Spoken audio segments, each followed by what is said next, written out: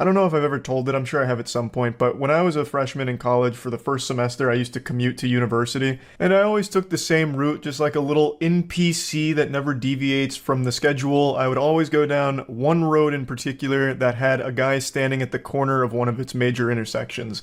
This guy, he looked disheveled, he had a curly white beard. It looked like jolly old Saint Nick, Santa Claus, had fallen on rough times, and I'd always see him talking to people, and he was always smiling. He just seemed like a really nice guy, and he had a sign that had every sad tale you could imagine. I'm a homeless veteran, my dog ran away, my wife divorced me and took the kids, I broke my leg in a bowling accident, and I have lung trouble from the time I spent as a coal miner.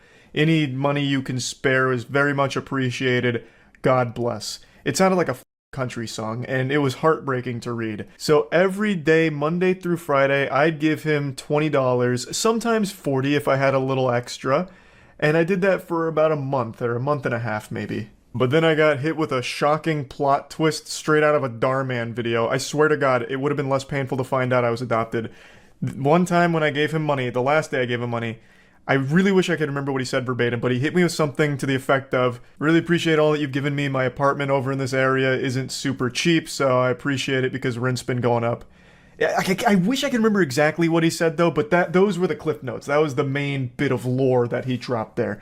That he had an apartment in that area, it was expensive, and it looked like it was going up, so me giving him that money for the last month and a half was a little helpful. And that's when the realization hit. My universe melted around me, and it sunk in, the reality. This guy wasn't homeless at all. He was a fraud, a faker, a goddamn drama club thespian leader here with his acting performance on the side of the street for the last month and a half. That area he would stand in was an extremely expensive area of Tampa. So to have an apartment in that area, he was already making a lot of money.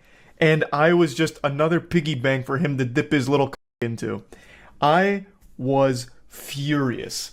But I couldn't confront him about it, obviously, so instead I just said, yeah, no worries, drove off, and then started taking a different route to university. One that was an extra 15 minutes out of the way, but just one where I knew I'd never have to see him again. I was beyond mad. I went so far above mad, I just wrapped around all the way to sad and upset. Like, I used to take extra money out of the bank just to make sure I had enough cash in my wallet to give him $20 Monday through Friday.